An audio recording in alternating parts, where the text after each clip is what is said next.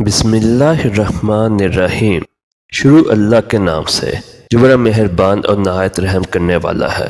السلام علیکم پیارے دوستو، آج کی ویڈیو میں ہم آپ کو ایک ایسے درخت کے بارے میں بتائیں گے جس کا پھیلاؤ 7ویں آسمان پہ اور اس کی جڑیں 6 آسمان تک ہیں۔ اس درخت کا نام سدرۃ المنتہا ہے۔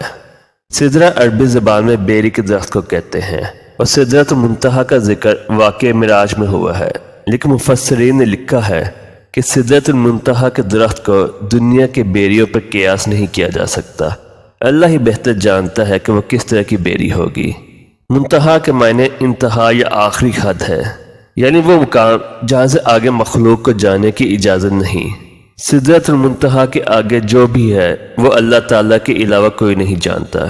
رسول پاک صلی اللہ علیہ وآلہ وسلم کے علاوہ کوئی بھی اس مقام کے آگے نہیں گیا۔ روایات سے پتہ چلتا ہے کہ سدرۃ المنتہا کے درخت کی جڑ 6 آسمان سے آگے اور پھیلاؤ 7ویں آسمان میں ہے۔ معراج کی رات جب حضرت جبرائیل علیہ السلام نبی صلی اللہ علیہ وآلہ وسلم کو آسمانوں پر لے کر گئے اور 7 آسمان کی سیر کرائی تو 7ویں آسمان میں سدرۃ المنتہا کا مقام آیا۔ وہاں ایک درخت موجود تھا جس کے پھل مقام ہجر کے مٹکے جیسے تھے اور پتے ہاتھی کے کانوں کی طرح تھے۔ پیارے دوستو، ہجر دراصل قوم عاد کی مملکت کا دارالسلطنت تھا۔ وہاں کے پتھروں اور پکی ہوئی مٹی کی مصنوعات مشہور تھیں۔ 17ویں صدی میں شام، لبنان اور روم کے علاقوں میں سدرہ نامی ایک درخت پایا جاتا تھا۔ دنیا کی بدلتی آب و ہوا کی وجہ سے 1937 میں اس درخت کی نسل ہی ختم ہو گئی۔ مورخین اور ماہر نباتیات نے اس کی اونچائی 150 فٹ اور گولائی 40 فٹ لکھی ہے۔ اس درخت میں ہونے والے پھل بالکل ہجر کے مٹکوں کی طرح تھے۔ اس تاریخی درخت کی عظمت کو دیکھ کر انسان حیرت میں آ جاتا ہے، جو اپنے دور کا ایک عظیم اور خوبصورت درخت تھا۔ بائبل میں بھی اس درخت کا ذکر رزق کے نام سے کیا جاتا ہے اور زبور میں اس درخت کو The Tree of Lord یعنی خداوند کا درخت بھی کہا گیا ہے۔ سدرہ کی لکڑیوں میں اتنی خوشبو اور چمک ہوتی تھی کہ اس سے بنی عبادت گاہیں معطر اور صاف ستھری رہتی تھیں اور تقریباً 400 سال تک ان پر موسم کا اثر نہ ہوتا تھا۔ حضرت داؤد علیہ السلام اور حضرت سلیمان علیہ السلام نے اپنی عبادت گاہیں اور محلات اس درخت کی لکڑیوں سے بنائی تھیں۔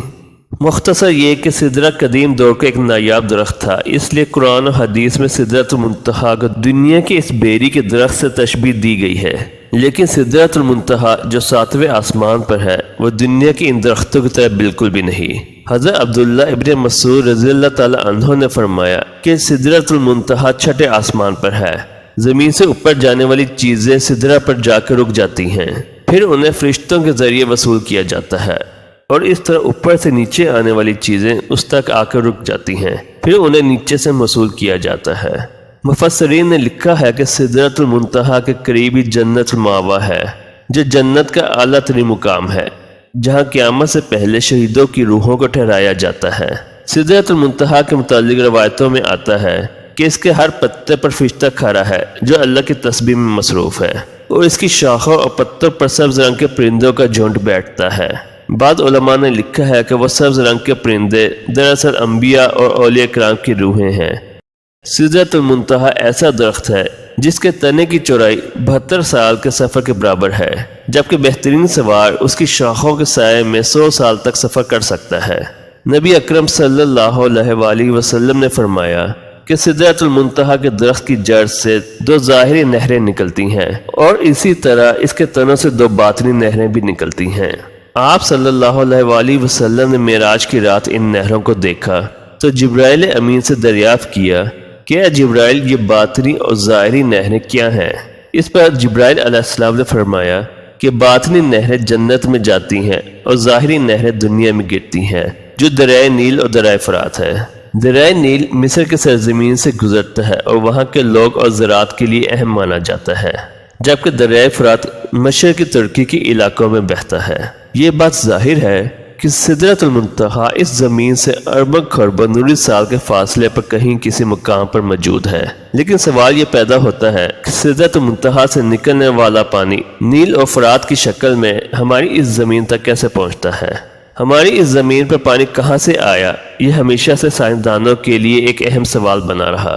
کچھ سائنسدانوں کا خیال ہے کہ زمین پر پانی اس وقت سے موجود ہے جب سے یہ زمین ہے، جبکہ حال ہی میں ہونے والی تحقیق میں بتایا گیا کہ زمین پر اربوں سال پہلے خلا سے آنے والے شہاب ثاقب سے زمین پر پانی لایا گیا تھا اور 3 ارب سال پہلے سے زمین پر پانی موجود ہے۔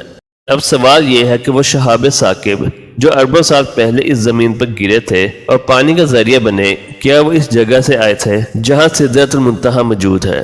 ایک نظریے کے مطابق سدرۃ المنتہا کی جڑ سے نکلنے والی نہریں اس دنیا میں کسی غیبی راستے سے آتی ہیں، جسے جدید سائنس کی زبان میں وارم ہولز یا پورٹلز کہا جاتا ہے۔ یہ وہ راستہ ہے جس کے ذریعے ہم لاکھوں کروڑوں نوری سال دور کسی جگہ پر ایک مخصوص دروازے کے ذریعے چند سیکنڈ میں پہنچ سکتے ہیں۔ یوں محسوس ہوتا ہے کہ ان نہروں کو اس دنیا میں لانے کے لیے اللہ کے حکم سے انہی راستوں کا استعمال کیا جاتا ہے۔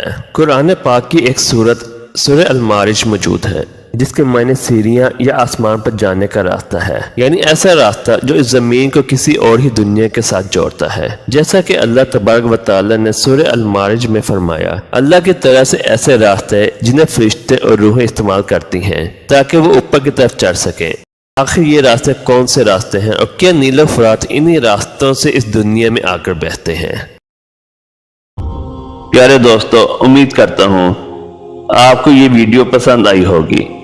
اگر آپ اس چینل پر نئے ہیں تو چینل کو سبسکرائب کر دیں اور بیل آئیکن کو پریس کر دیں۔